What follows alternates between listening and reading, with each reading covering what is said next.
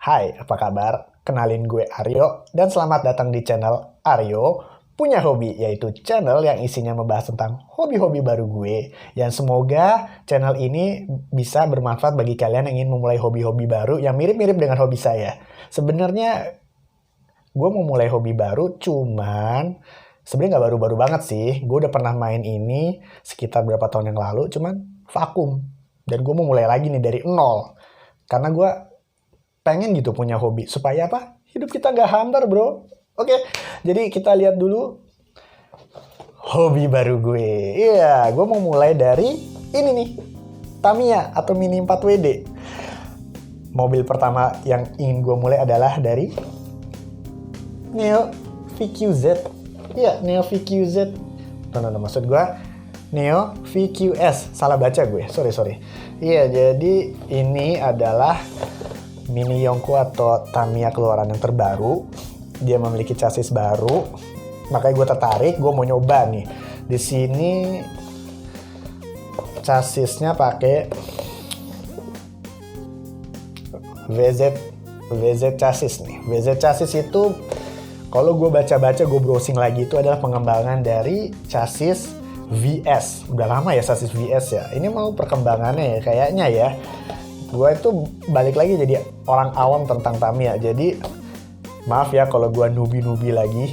Ya, yuk sekarang gue bakal bahas tentang unboxingnya, reviewnya. Oke, mari kita mulai. Yuk.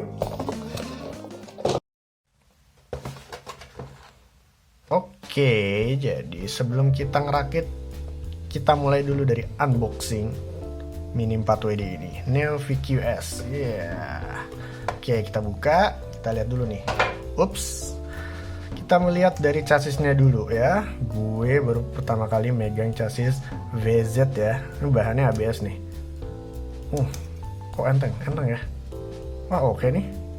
Oke, chassisnya bagus.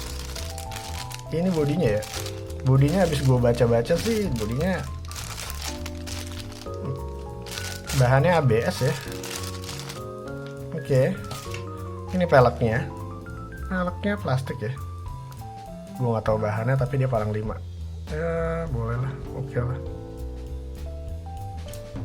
Kemudian ini bannya tuh lengket gitu, bukan lengket sih, bannya karet biasa. Ini part A nya untuk chassis. Ini part chassis ya, untuk kebutuhan chassis nih dia butuh part ini lagi nih. Ini juga baru pertama kali lihat. Ini isinya ada motor, ada gearnya, gear 3,5:1, ada propeller shaft, ada terminalnya, baut-bautnya. Kemudian ini pelumasnya. Ada shaftnya juga, macam-macam lah di sini. Ini pelengkapnya. Ya, pasti yang udah pernah main Tamiya tahu ya.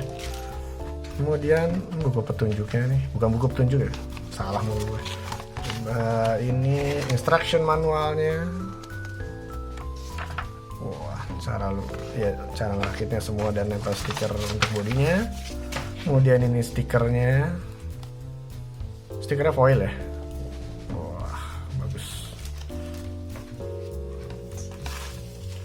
Kemudian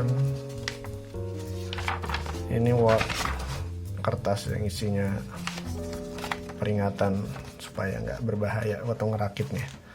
Oke, demikian unboxingnya. Kemudian gue sambung lagi ke ngerakitnya.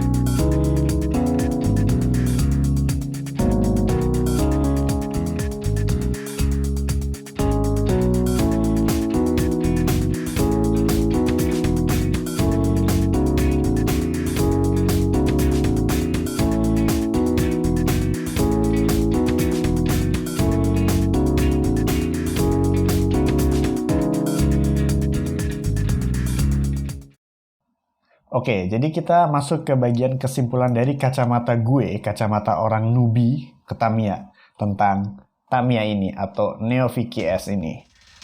Jadi setelah gue rakit nih, gue punya kesimpulan bahwa ini Tamiya tuh enteng. Tapi gue belum pernah ngukur ya, cuman menurut gue, feeling gue tuh ngerasa nih enteng loh. Satu, itu enteng. Dua adalah bentuknya bagus loh. Bentuknya bagus.